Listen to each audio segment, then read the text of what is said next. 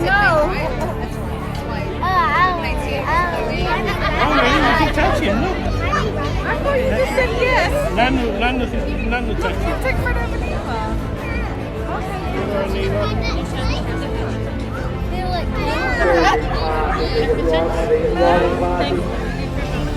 I thought you said you were.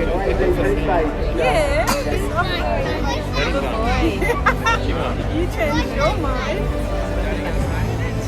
My name's Andrew Melrose from Live Reptile Displays. This is Sandy. She's going to put that little snake back at the moment. And we're going to tell you a little bit about some of the reptiles we get around the area. And these little guys here are some of the common lizards you might get around the New South Wales area. I'm sure everyone's quite familiar with this one right here, aren't they? The blue-tongue lizard. Now, blue-tongue lizards, you've probably got more chance of seeing one of these around in your backyard than what you do if you go out in the bush. The main reason for that is their favourite food hangs around in your backyard. That favourite food is snails. They love eating the snails. They'll look after your garden by eating the snails, slugs, grubs, caterpillars, all those sorts of things. And even if you're lucky, you might even get the chance that if they find a rat mouse nest, they're going to eat the baby rats and mice as well. So they're great to have around. Good little natural pest controllers. Now, the blue-tongue lizards, some people see those little heads just poking out from under a step, under a concrete slab, log pile, through the garden, and they think it might be a snake.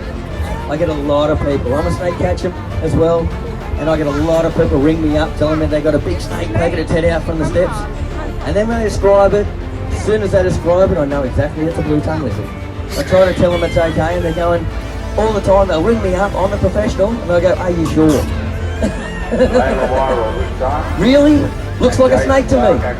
Looks nothing like a snake to me. If you want to ask somebody else, go for it. But then again, sometimes even with the lizards, I still get some people are quite happy to get rid of the blue-tongue lizard out their yard. I find it crazy. These are the best things to have around. They get rid of all those pests, look after your garden, and a great little guy to have around. They live close to 50 years of age as well. Now this one here, little Clancy, is a friendly little lizard. You know what he likes to do? Likes to give someone a kiss on the nose. This one's known as the shingleback lizard. Now, shingleback lizards are another form of the blue-tongue family, but they're not something you're going to find around the Sydney area. You will find these when you go a little bit further west. Shingleback lizards get the name shingleback because of those big scars down the back. They're just like the big shingle tiles made out of timber on the roofs of the houses many years ago. Shingleback lizards have a few different other common names. The other common names they have is things like stumpy tail lizard, bobtail lizard, bog-eye, sleepy lizard, and what I reckon suits it most, the pine cone lizard. It looks just like a pine cone with legs, doesn't it? Now they're not really an animal built for speed, so what they do is they usually catch a lot of their own food, which is something that doesn't move like grass or flowers. They can graze pretty good around on that. Most things that move quick is beyond their reach. So shingleback lizards, very common when you go out west, and their only little defense mechanism they might have is if they freak out, they'll do that, see? He'll open that little poke that blue tongue out, and hopefully he thinks you're going to get scared of that blue tongue. And then the other thing you might find, he turns around in a bit of a horseshoe shape, see that? As he turns around in that horseshoe shape, he's got this little tail here that looks like another head. And that confuses a lot of predators. So some predators might go around and just give the tail a little bit of hit, which is quite safe, but then otherwise, it's not going to bite that head. So in reality, it's very handy for this guy to have a butt that looks like his head. Warm him up. That one there is called the bearded dragon. Now bearded dragons used to be in really good numbers throughout Sydney. They're not doing real good anymore. You might get a few of them out here, but not the numbers they used to be. Bearded dragons, if you want to see them in good numbers, go out west. Out through those country properties, farmlands, Cleveland. Look at all the old tree stumps, the fence posts on the side of the road. You might see a bearded dragon sitting up on top of one of them. He's going to be sitting up on that post, warming up in the sunlight, looking out where his mates might be, where his next lot of food might be, and he's going to be really comfortable. You might pull up the car and think, oh wow, I'm going to go check out that lizard, get a photo of it. You get too close to that lizard, it's probably going to get a little bit nervous, isn't he? If he gets a little bit nervous, he's going to try to scare you away first. He's going to pump his body up with air, he's going to open his mouth up, He's going to put that beard out under his neck and look much bigger and scarier than what he really is.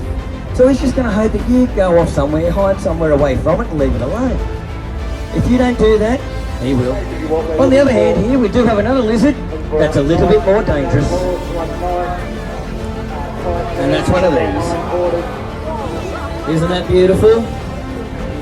Now that there is your goanna. Goanna lace monitor is the species that it is.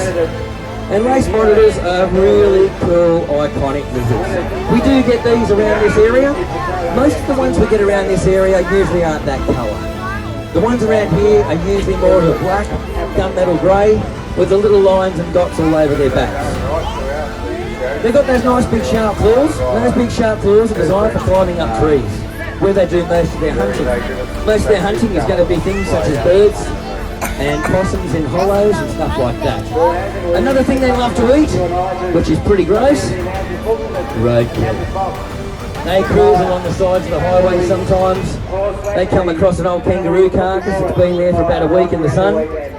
We go near that carcass, it stinks, and we're nearly vomiting up. I know I do, I've got budgie guts when it comes to that stuff. But you come across one of those and they think it is fantastic.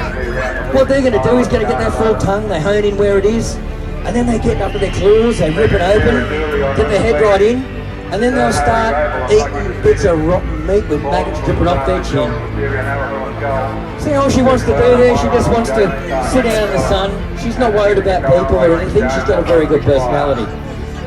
If I had a goanna here that was wild, it would have gone crazy, jumped out the side here up the tree and probably scratched a few faces in the way. Now, this one here has got a very good nature for a goanna, but that's only because mainly I bred it myself and raised it up from a little baby, and that was 24 years ago. First one I'm going to get out is probably the most beautiful snake on the planet, and his name is Jack.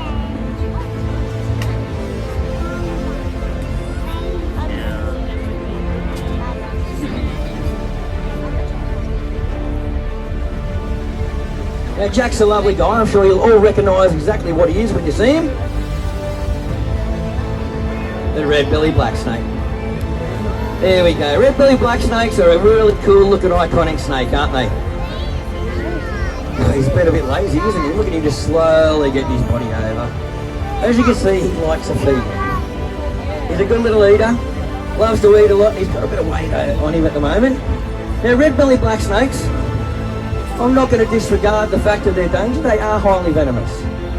A bite from one of these snakes could prove to be very, very serious. Now, one amazing thing about the red-bellied black snake is that even though they do have such a serious venomous bite, they're very reluctant to. But if you touch a snake, you grab him, restrain him, he feels threatened, he will bite, 100%. Now, one other amazing fact is, there has not been a recorded fatality from a red-bellied black snake bite in history. Isn't that incredible? You know what's really sad though? There's a lot of red-bellied black snakes killed by humans though. Isn't that sad? Not one human has been killed by one. Yet look how many people killed this animal just out of fear. That's horrible. Now, they don't mean to hurt you at all. And like I say, it's quite sad to know that, but turning that fear into a hate that you want to kill something, I mean, I could describe that. I'm actually scared of horses. And if I went out there and started clubbing them with shovels, people would think I'm a lunatic. But the truth is, there's about 40 people a year killed by horses. They actually do kill people. These guys don't. So, I mean, it just doesn't make sense. I don't hate the horses. I think they're beautiful animals. I've never hurt one. I just find that it's just unfair that these guys cop it pretty bad. They really get a raw deal. Now, one thing about red belly is if you notice when he first came out there, you look under that belly there, he's not completely red at all, is he? Underneath that belly, it's actually quite pale, got dark markings, and that red coloration is actually more along those side flanks of that belly. So when that snake is sitting on the ground, it gives the impression that belly could be completely red, doesn't it? Now, when the first settlers came over here, the scientists sent back specimens back to the British Museum. They didn't actually call it the red-bellied black snake then, they actually called it the crimson-sided snake. But that's a bit of a mouthful, isn't it? So us Aussies just call it the red belly. Now, this one here, his name is quite cute too. His name is Reaper. Sounds cute, doesn't it? Now, little Reaper here is something you're probably not going to see too often. If you're lucky to get to see one of these, you're doing all right. And that's the death adder. Now, death adders are a highly venomous species of snake. What? That's a death adder, that one. Now, with the death adder, their name pretty much, it's a little bit of a myth as to how they got their name, death adder.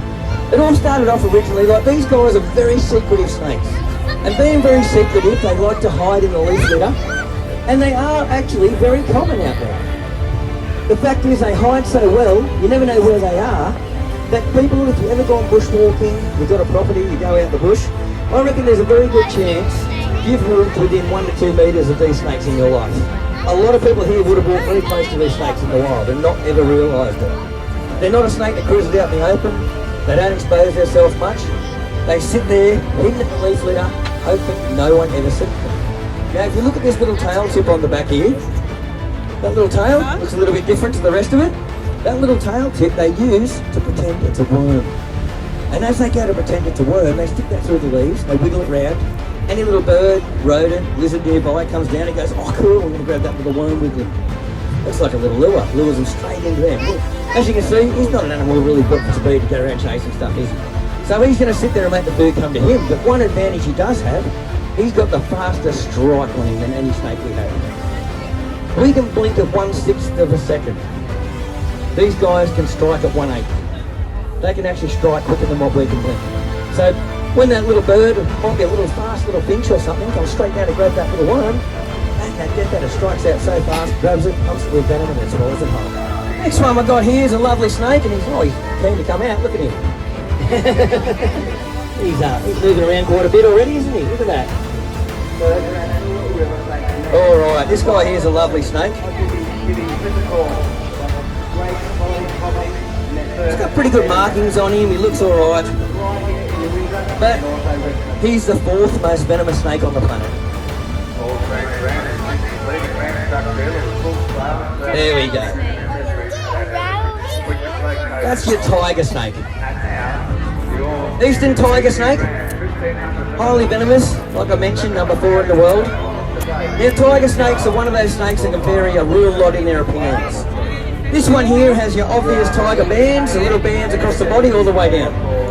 Now they can have bands that are really thick bands down the body, about that wide, or they can have no bands at all. They can have ones with completely black tigers, which some of the islands down off Tasmania and all those places, you got completely black tiger snakes. Then you got ones with no patterns at all, completely brown.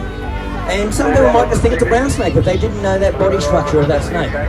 Now tiger snakes, they're also a very clever snake. They're very, very well adapted for climbing as well. So they do climb trees, bushes, shrubs, and they raid bird nests a lot of the times.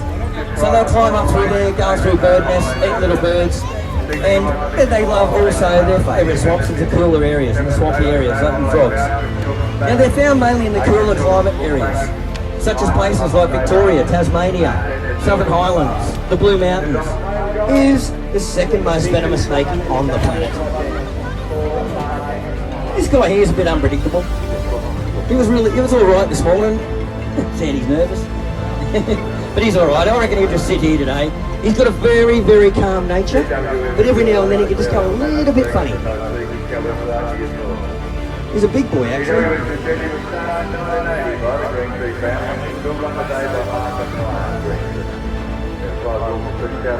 Look, he's an upside down snake. A little bit like the red belly come out the same, isn't he?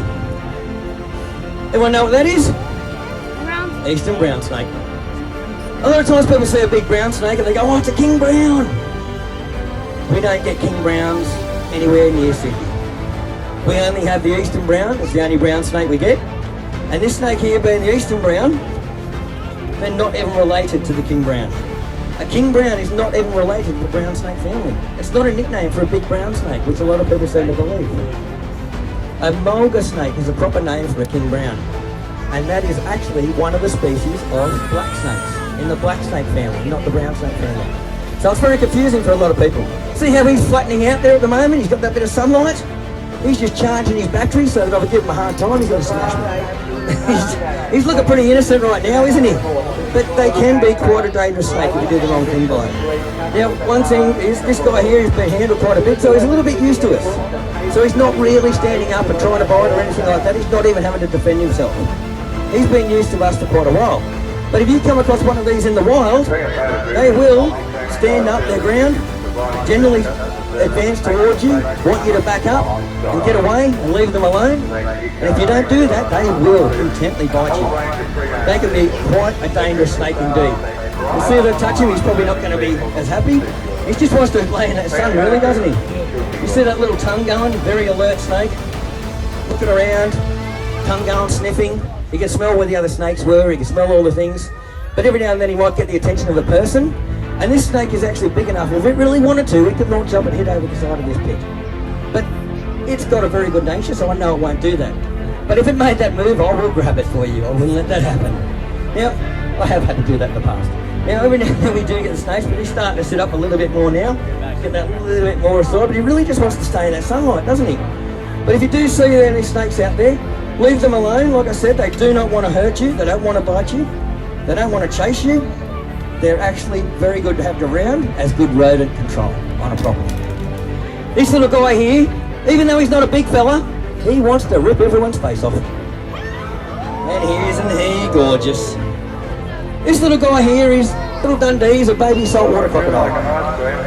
This little guy here is probably gonna never ever tame, but has the ability to grow up to 6 meters long.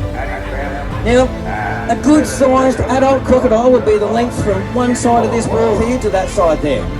You look at how much growing he's got to do. And they are very old when they get to that size. Now, very, very strong jaws. One thing we're going to be really proud of with the Australian salty, we've only got the 2 species in Australia. Australian saltwater crocodile and the Johnston's freshwater crocodile. They're the only 2 species we have. Now, with the things we've got to be proud of with these actual animals is that they grow the largest of all the crocodile species.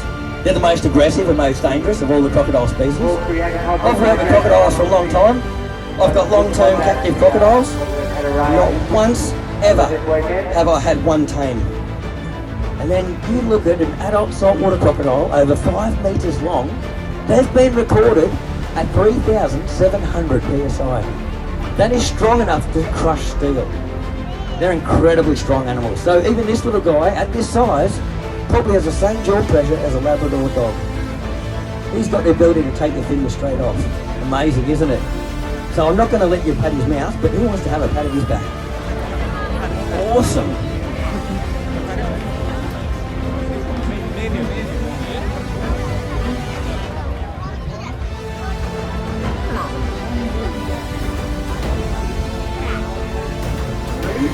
But just the thing is, these grow a lot more. It's probably the equivalent of a human going to 64.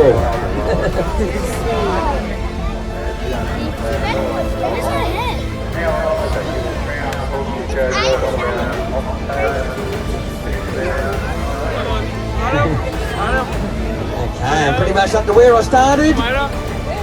Very good, guys. I hope you enjoyed the reptiles and enjoy the rest of your day here at the show.